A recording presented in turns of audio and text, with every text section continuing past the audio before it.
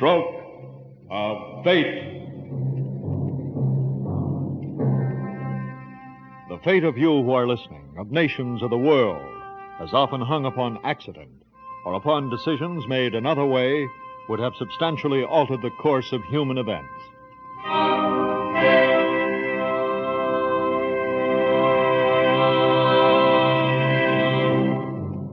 Suppose fate had decreed that in 1759 the French had beaten the British at the Battle of Quebec.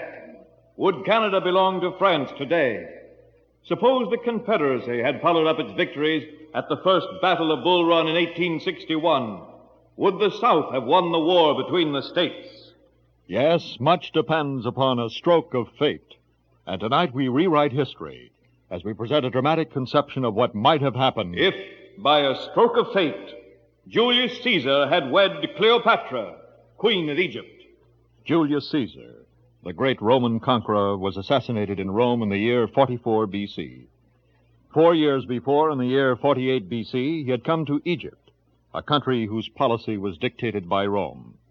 There he stayed for many months, fathering a child of the Queen Cleopatra, a boy named Caesarion. While Caesar was in Egypt, it is not impossible that Cleopatra discussed with him the idea of marriage, thus uniting the entire Mediterranean world under their rule. Suppose Caesar had married this fascinating and brilliant woman. This is what might have happened. Our story is historically true only up to the stroke of fate, which is Caesar's decision to marry Cleopatra. The rest, speculation based on historical possibility.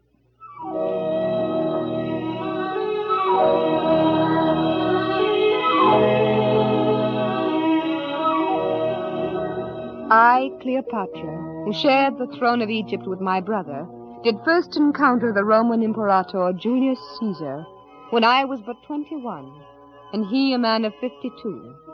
I had been banished from the throne by the official Pothinus, who then held power in Egypt. Caesar, who had come to our capital city of Alexandria, wished to place me back on the throne. Secretly, he sent for me to come to the palace, and secretly I came. In this fashion. Enter.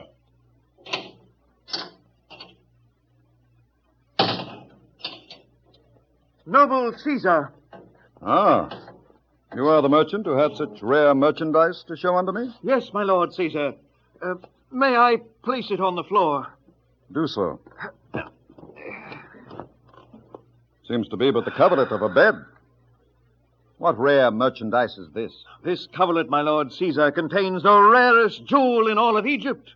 Here, see for yourself. Hail, Caesar! Ah, this is a jewel. You are... Cleopatra, the ever-living Isis, child of the sun, queen of Egypt, empress... Shall we dispense with your list of titles? I am quite familiar with them, and unlike them, time does not run on forever. Leave us, Apollodorus. I obey, great queen. Well... And do I amuse you, Caesar? Cleopatra, Queen of Egypt, comes to me disguised as a bundle of merchandise slung over the shoulder of a tradesman like a rug. Your ancestors should have seen you. Is it not better that I should arrive as live merchandise than as a dead queen? Had my enemy, Pothinus, known I was on my way here, he would have slain me. Must I then make sport for your humor? There is more beauty in your storm, Cleopatra, than in the cloudless skies of other women. That is not the tongue of the blunt Roman soldier. There speaks one who... Appreciates the beauty of a woman. What man does not? But when it is joined to cleverness, your device for reaching me was a clever one. And now to matters at moment. Shall we speak in Greek, Egyptian, Syrian, or some other tongue? In Greek, as we do.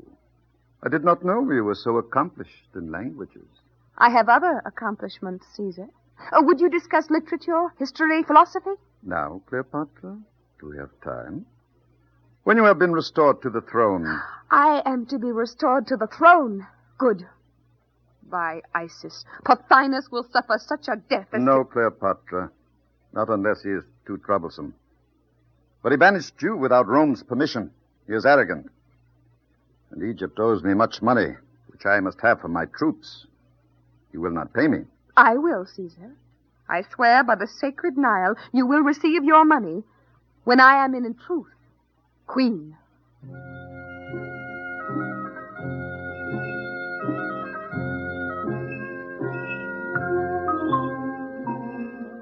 In the months that followed after Caesar restored me to power, Pothinus plotted his death, and Caesar delicately arranged his assassination. He also did, with my help, suppress a revolt in Egypt. But, too, we had much time for easy conversation and pleasant dalliance. I came to respect this Roman for his keen mind, to find that I liked much his full face, his fair complexion, piercing black eyes, and well-shaped limbs. One evening he came to a decision that was to shape our lives, and indeed to reshape the world. Come to this window, Cleopatra, and look out over your city of Alexandria. The moon is pale tonight, Caesar. Would you say that the radiance of the Queen of the Skies is dimmed by that of the Queen of Egypt? Could you truly believe me if I were to say that? Of course. Would Caesar utter a falsehood? What say you, Caesar? 'Tis the same moon that looked down upon Alexander the Great when he founded this city. Oh. You are very like Alexander the Great, Caesar. Like him, you have conquered much of the world. Like him, I would like to remake it. Shall I summon the musicians to play away your cares? No, I would talk. I hearken to your words. This morning I received disturbing news from Rome. There is dissension in Rome, and there are revolts in the provinces. But not in our Gallic provinces. And shall I tell you why? I am listening, Caesar. Because I granted Roman citizenship to the free men among the Gauls. They are bound to Rome by ties of equality. This equality must be spread, shall be spread throughout the empire of Rome, so that any free man anywhere may enjoy the same rights of citizenship as he who dwells in Rome itself. But, Caesar, will Rome accept such a new ideal? It must, if the empire is to survive. I have been confirmed in this notion by your own Stoic philosophers here in Alexandria. There must be one universal society, which all free men are equal citizens. All of them equal to you, Caesar? Could you abide that? Providence appoints one man to be its instrument to enforce such an ideal. And you are the man. And besides the matter of citizenship, the provinces must no longer be governed by officials who secure their positions by bribery, and then bleed the provinces for enough gold to make their lifelong fortunes. Caesar, you were the governor of a province. Yes, so I know whereof I speak. This is not all I will do. Caesar, you are breaking with the traditions of the past. Alexander the Great did it in his time, and so will I in mine. Then, Caesar, be bold and make known to the world what you intend by some deed that will be a symbol of the new things you are to do. What deed? No Roman consul has ever married a foreign queen. Alexander, a Greek, married the daughter of the Persian king. And you, a Roman. Should marry a daughter of Egypt? Is that unpleasing? Am I not desirable?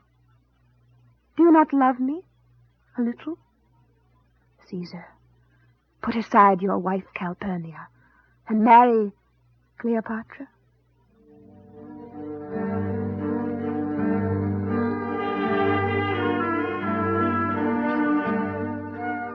Caesar divorced his fourth wife, Calpurnia, by merely uttering, according to the Roman custom, these words before a witness. Tuas res tibi abepto. Your chapel you shall have for yourself. And after we were wed, Caesar left Alexandria to put down a revolt, winning a battle over the enemy in the province of Pontus, which battle he reported in these words. Veni, vidi, vici. I came, I saw, I conquered. After this, we went to Rome, where Caesar was made dictator for life, and in between war campaigns, he did begin some of the many reforms of which he had spoken to me. But those who were the rich hereditary landholders and office holders of Rome did hate him for that, and among them was Gaius Cassius. And at a supper at his house, This man This great Caesar. Cassius, he surely means to move the center of power from Rome to the east. To Egypt, perhaps. Decimus Brutus. Everything he does is against the old Roman tradition. Indeed it is. And what think you of this plan of his to take the appointment of provincial governors out of the hands of the Senate? These new officials to be appointed by Caesar and to receive a yearly stipend so high as to make, as he says, dishonesty unnecessary. Under the hypocritical guise of civic virtue, what is this but a blow at those of us who have guided the state, and to keep us from guiding it in the future?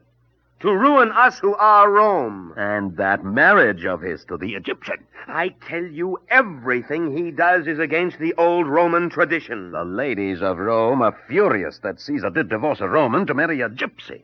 It is even rumored that he will make their son, Caesarion, his heir. But this I cannot believe. With Caesar, anything may be believed. I have even heard talk of declaring Caesar to be a god before he dies. Well, perhaps he will be a god sooner than he thinks. I am with you in any plan you have concerning Caesar. And so are others. Trebonius, Casca... If you could but win Marcus Brutus to join us, his noble name and exalted position would add weight to our cause. Have you spoken of this to him? Not yet. He feels he owes much to Caesar. Do you think you can win him over? I will appeal to his Roman piety and to his sacred obligation to his noble ancestor who did kill another Roman tyrant. Ah, yes, that is the way to persuade Marcus Brutus. And once we have Marcus Brutus to lead us, then farewell, Caesar.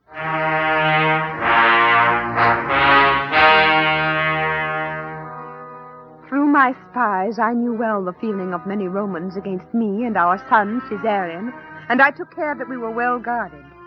And we knew, too, that there were plots against Caesar's life. Cleopatra, you would have me act the coward. What is cowardly in having yourself guarded as you walk through the streets of Rome when you know there are men who desire to sheathe their daggers in you? But I have always walked through the streets of Rome without a guard. People would say Caesar is afraid. Or better that than they should say Caesar is dead. You have taken too much power from the powerful and given it to the powerless. You are hated for that. But not by the people. Do you think they could hate me for the good I have done them?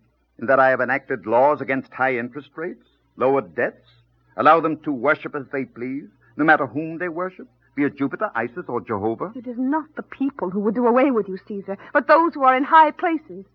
Yes, even your friend, Marcus Brutus. I've heard that spoken of. But I do not believe that Brutus could plot against my life. When he fought against me in civil war and he surrendered, did I not forgive him? You have forgiven too many of your noble Roman enemies who have fought against you in battle, and they cannot forgive being forgiven. I would have killed them all. Cleopatra, how fortunate for the growth of our Roman population that it is I, not you, who am dictator.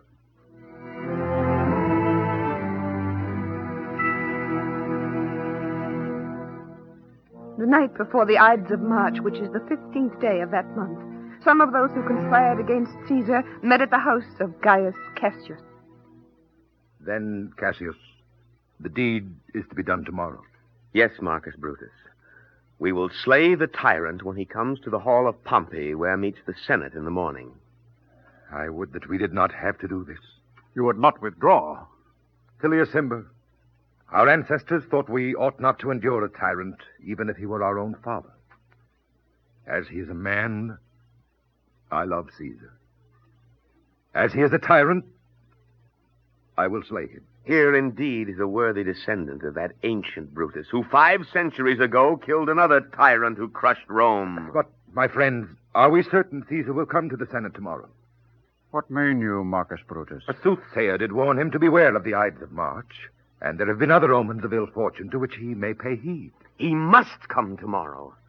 For 5 days hence, he leaves Rome to make war against the Parthians. Our chance will be gone. I myself will go tomorrow to his house to fetch him to the Senate. Good, Decimus Brutus. Do that. It is whispered the Senate is to offer him a crown, which he may wear any place outside of Italy. He will be there to accept. King outside of Italy. From there to being king of Rome. But one footstep. Yes, he must die. Would it not be well to slay Cleopatra and his friend Mark Antony as well? No, Cassius. We are not butchers. But I will not have it. Very well. And the manner of our doing it will be this. Tillius Cimber, when Caesar comes to the Senate, you will petition him on behalf of your brother who is in exile. I will. We will join you in your petition on our very knees, begging great Caesar to grant it.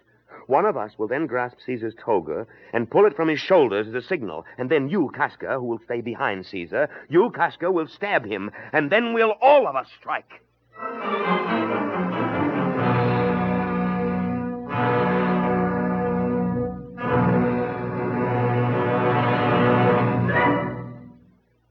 You are listening to what might have happened If, by a stroke of fate, Julius Caesar had wed Cleopatra. Our story was historically true up to the stroke of fate, which changes history. In this case, Caesar's decision to wed Cleopatra. After that, and from now on, speculation.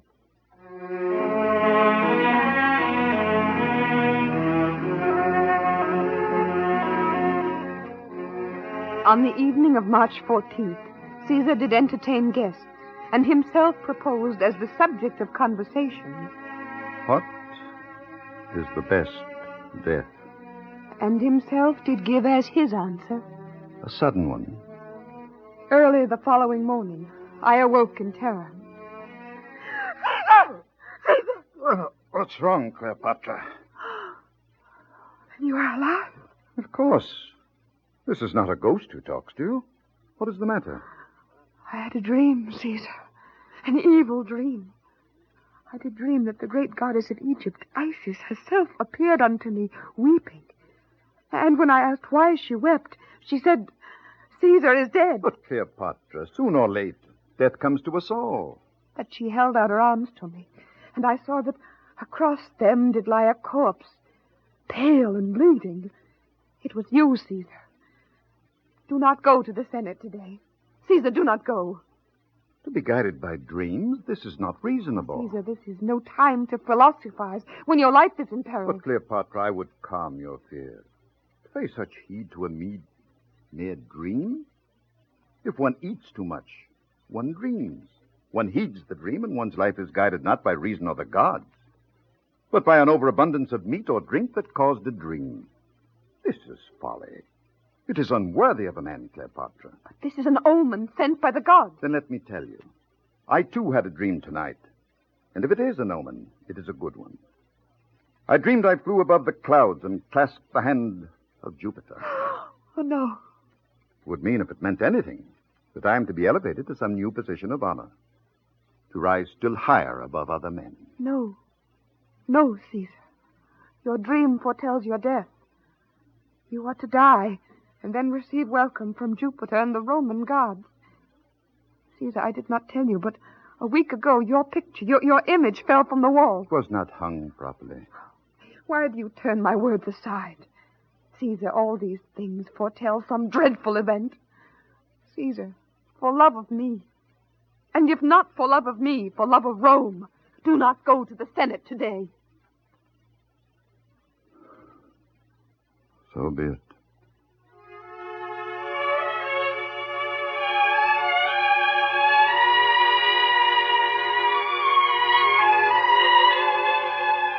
That morning, when we rose, there came to our house Decimus Brutus, who, as I was later to know, was one of the conspirators against Caesar. Hail, Caesar. Welcome, Decimus Brutus. I have come to fetch you to the Senate. I'm not going to the Senate today. Oh? For what reason, Caesar? Must Caesar give a reason? 'Tis enough that I do not wish to go. But you yourself, Caesar, have summoned the Senate to meet. And if I tell the senators you will not come because you do not wish to, they will take it as a slight to their dignity. Caesar will not go because I have asked him not to go. Cleopatra is not well. Do not repeat what she said to the Senate, or indeed to anyone else. I will not, Caesar. But soon you go forth to conquer the Parthians. And it is written in the books of fate that the Parthians can only be conquered by a king. So the Senate intends to vote unanimously today that you be declared king of all the provinces outside of Italy. But if you dismiss them, perhaps they will not do so. I will go with you. Caesar! Decimus Brutus, I would speak with Cleopatra in private. I will await you, Caesar, but the hour grows late. Cleopatra, what was most unlike you? It was most like a woman. Most like a loving wife. You know that you are not loved by many in the Senate because you are a foreigner. And should they discover that it is you who keep me from going to them today, their anger will be hot against you. I must go now. Hold! It is Apollodorus. Noble Caesar, What do you wish? a man, Artemidorus, has but now come to the gate and left these papers with me. Artemidorus. I know him. He is a teacher of Greek logic and a friend to Marcus Brutus. He said, give this to Caesar and tell him to read it alone and quickly, for it contains matter of great importance which concerns him. Give it to me, Apollodorus.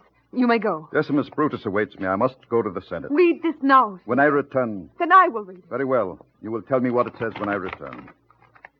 Wait! Wait, Caesar, for your life, wait! I plot against you. The names of those who plot. Cassius, Decimus Brutus, Tilius Cimber, Trebonius, Marcus Brutus. Let me see. And there is even how they will do it. Tilius Cimber to petition for his brother in exile, the others to join him in his plea. Casca to stay in back of Caesar and to strike the first blow. How did Artemidorus come by knowledge of this plot? He knows Marcus Brutus well enough to discover it, and loves you well enough to tell you of it. Now, what say you of my fears, my omens? Marcus Brutus. I cannot believe it of him. Caesar, send at once and have these men seized. This is a libel on the noble Brutus. He would not do this. Cassius might, but... No, it is not so. But they have betrayed you. That I will soon know. I go now, Cleopatra. You must go. At least take soldiers to protect you. I do not need them. The gods will not let me die until I have finished my work. And it is yet unfinished. If you go, I do not wish to live. Give me that dagger. Apollodorus! Apollodorus! Caesar, they will kill you. Noble Caesar. Watch over your mistress. See that she does no harm to herself. For your life, Apollodorus. Yes, Caesar. Farewell, Cleopatra.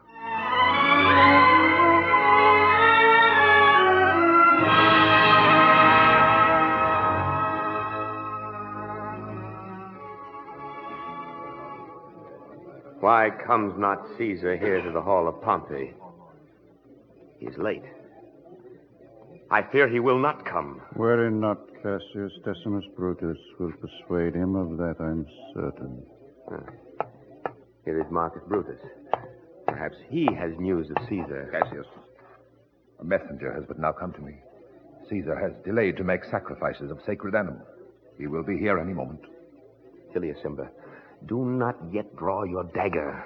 What do you take me for? I'm but seeing if it is safe within my writing case. They come. Caesar and Decimus Brutus. Tilius Cimber, you know what you are to do. Yes. Casca, be ready. Hail, Caesar. I would speak with you. The Senate awaits within, Tilius Cimber. I must hasten to it. On my knees, I plead with you, Caesar. Read this petition on behalf of my exiled brother. The petition. Ah, yes. I do add my voice to that of Tilius Cimber. You also, Cassius. And I, Caesar, do also plead with you. You too, Brutus. Casca, get you from behind me. Cassius, touch not my toga. Murderers! He knows we're undone. Kill him. Die, Caesar. Wonder you cannot even hit the mark at which you aim. Stab him, all of you, no matter what. We are dead men. Think you I am such a fool as to come here alone? Soldiers! Soldiers! Let us away! Away! Halt! Take not another step! Cassius, stand fast! Not another step, any of you! Hold them! Another step, any of you! Hold them fast! Caesar is indeed the favorite of the gods. Hold them!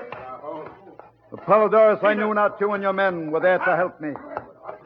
Take these assassins away.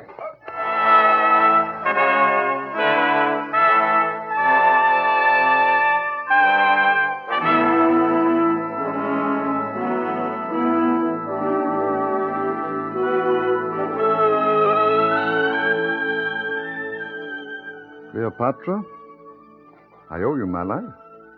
Forgive me for disobeying you and sending soldiers to aid Caesar. But I did tell them to conceal themselves outside the hall and not to come upon you unless you were in the most dire need. I still believe I could have alone outfaced them. The gods will not let me die until my work is finished. Yes, Caesar. So you have said. But sometimes even the gods need help.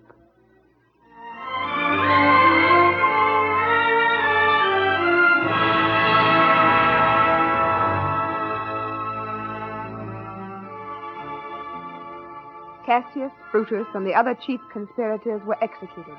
Some of the others in the plot were banished, for Caesar was merciful. Caesar lived for 22 more years, dying in his own house when he was 78 years of age, and seeing brought to completion many more of what he called his reforms, that did indeed change Rome and the future of the world. And our son, Caesarion, was his heir.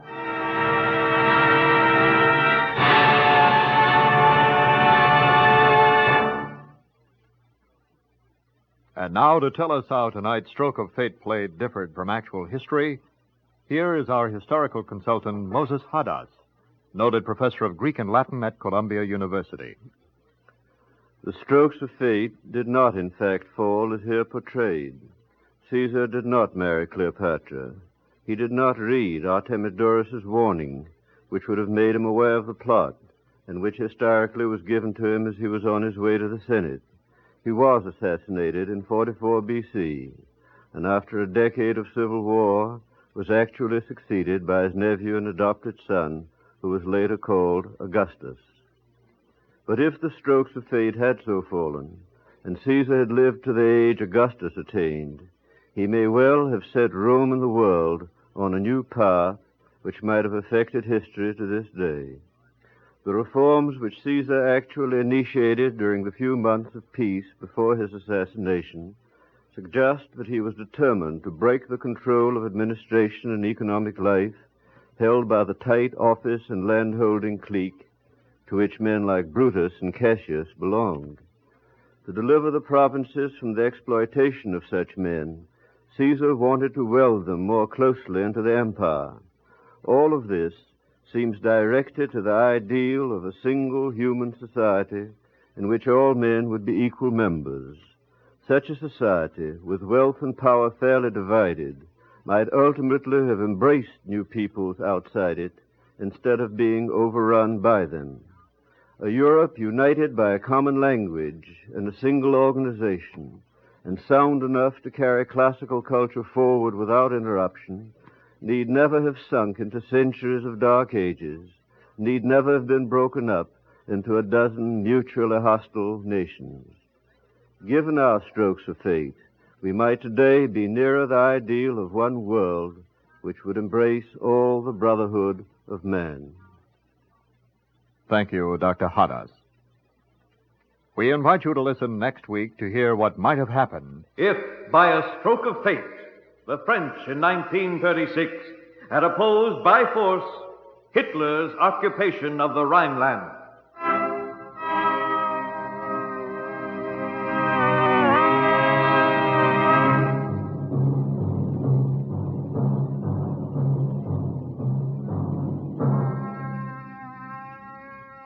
Featured on tonight's Stroke of Fate presentation were Santos Ortega as Caesar, Patricia Wheel as Cleopatra, Leon Janney as Cassius. Others in the cast were Carl Weber, Peter Capell, Roger de Koven, and William Griffiths. This is Lionel Rico speaking. Stroke of Fate is produced by Morton Lester Lewis, conceived and written by Mort Lewis, and directed by Fred Way, and prepared in consultation with the Society of American Historians.